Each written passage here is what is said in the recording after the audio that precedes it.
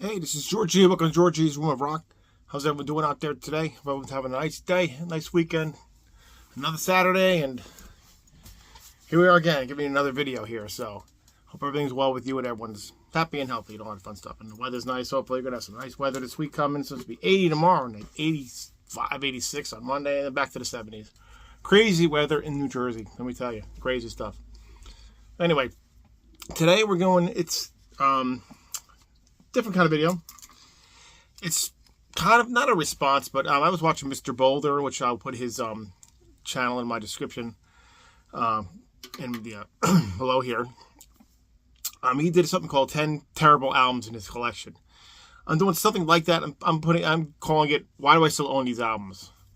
And why do I still keep them? I still keep them, even though I don't really like them that much at all, and some of them just pretty bad, just have one song or something. But why do I still keep them?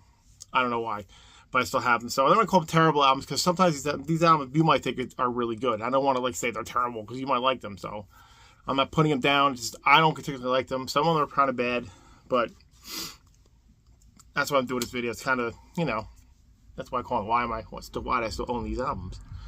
So I got 10 albums I picked here. This first one, I know Martin Popoff, the writer, he loves this album. I still don't get how good this album, to me, does not do anything for me at all. And that's Kick Tracy, No Rules.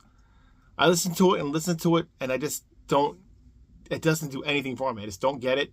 It's like latter day kind of hair metal, but not like too much hair metal. It's not like that crazy stuff. The boys, here's what they look like on the back. And not that they're not a talented band, but the album is just, to me, just doesn't do a thing. And none of the songs they do was the cover of Simon and Garfunkel's Mrs. Robinson too. It's just, nothing on this really, I can't even tell you what stands out, because nothing stands out. It's just, maybe the opening track, Don't Need Rules, but most of it, I don't know, I just don't like it. If you guys like this album, it's great. I just don't find anything with it that makes me want to listen to it again. I mean, I keep it because I'm waiting for that point where it's going to hit me. I go, oh, that's why it's so good, but it hasn't hit me like that yet. So, Kick Tracy, No Rules is the first one I picked for that. Next one is another one that people might like this one. To me, this is completely boring. And I like the band. I don't love the band, but I have a lot of stuff by the band. But to me, it's just really boring. That's the Final Cut by Pink Floyd. I think this is so, it's like a band gasping for air. Because this is where they stopped and Roger Waters left after this one. And it's just, I just find it boring. I don't find anything on it that makes me want to listen to it. I mean, you might think it's a great album. I'm not going to put down Pink Floyd, but this album to me is just really just boring. Just puts me to sleep. I don't see, and nothing like the album before, and the albums before it doesn't seem to do it. And I think The Wall was before this one. That was brilliant. Then they bring out this, and it's just like, kind of thing. I don't particularly like it, but not putting down if you like it. I just think it's pretty boring, and I keep it because it's Pink Floyd. I'm not going to get rid of it, but it's just boring. That's my opinion. Another one that I don't think it's boring, but it just doesn't do anything either.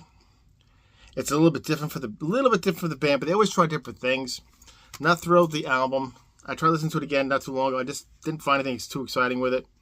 And that's Falling Into Infinity by Dream Theater. Again, I always call Dream Theater kind of like a mix of Metallica and Pink Floyd. That's kind of what they do. But the album just is also not boring, but just doesn't go anywhere for me. It just really does. It's really disappointment, because I think they have a couple albums that are kind of like that, but this one is just. I mean, the songs are so long, and I don't mind a long song if they do it well, but these don't really do it well for me. Maybe Hell's Kitchen is good, but Just Let Me Breathe is okay. But most of the album just, I don't know, the cover's weird, but they do weird things in their covers anyway. But Anyway, they're hit and miss sometimes. Most of the time they're hits, but sometimes they miss. And they got a new one coming out. We're looking forward to Mike Portnoy being in the band and see what they bring to the table with that one. But this one is just boring. Just not, like I said, not for me.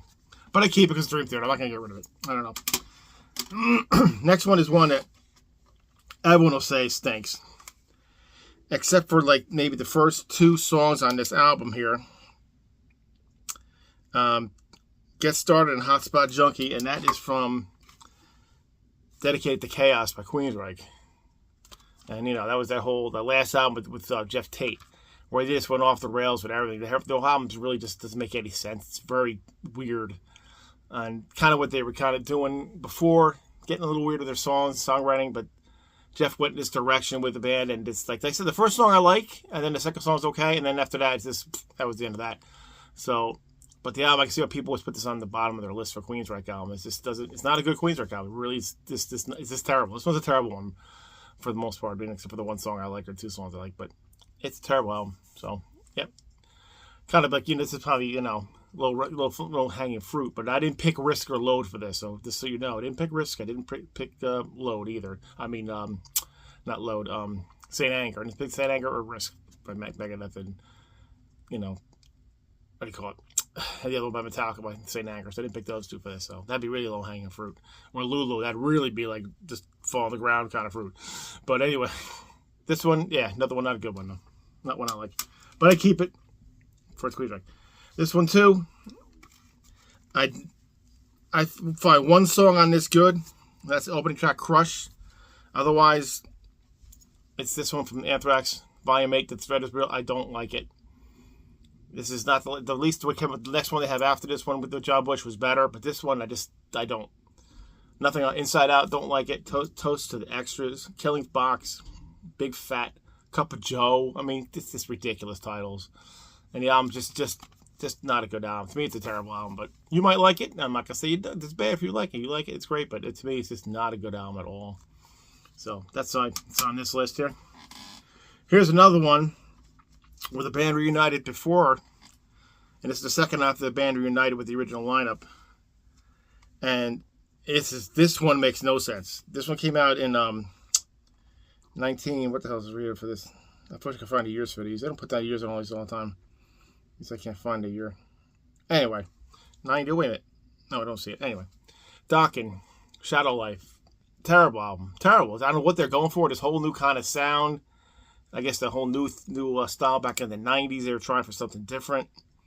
And the only song I like on this album is, what do you call it? Sweet Life, track 10. That's it. Everything else sucks. It really does. It's a terrible Dokken album.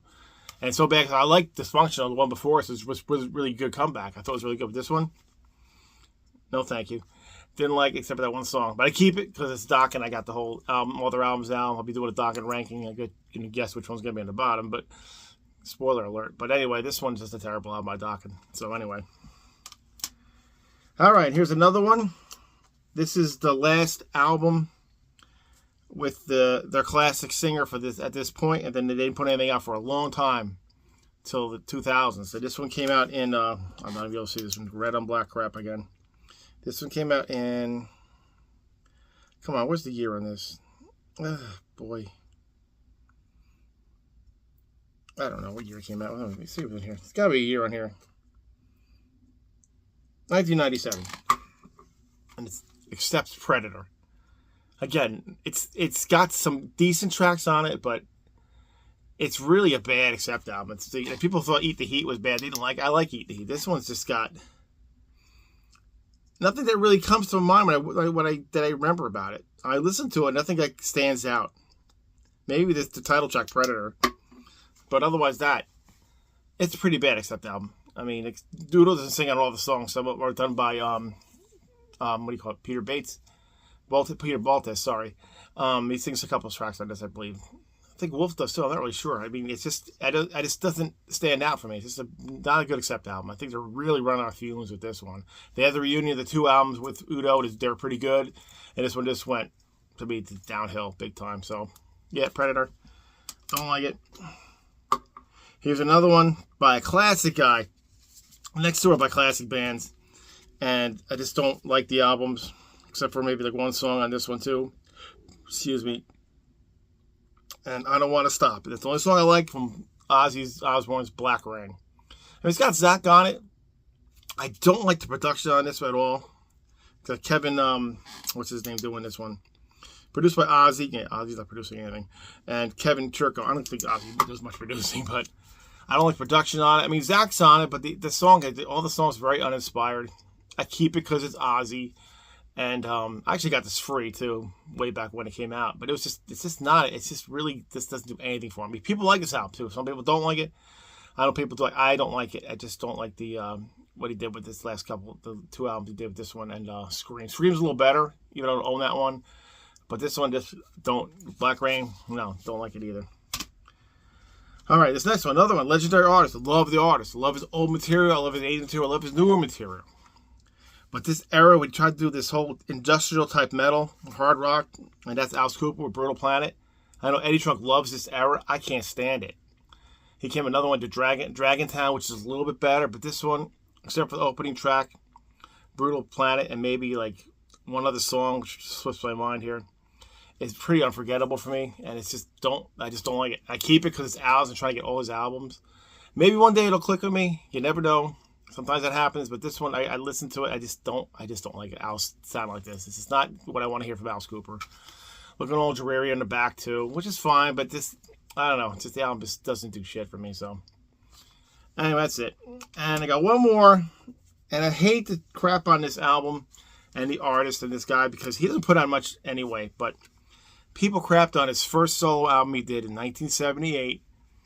With his 3 other companions in the band, his album that people didn't like, but I do like that album. But he put this one out in 2007. It's Peter Criss with One for All, and there's nothing on it except for maybe one song. It's okay, Space Ace. Everything else is just very boring, and I love Peter Criss.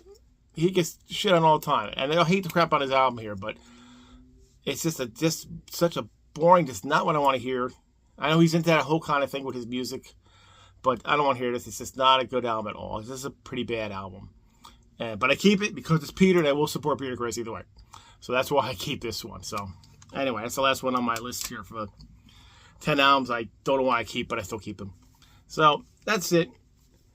In the comments, tell me about albums you don't like that people might like, or just you think they're just terrible albums.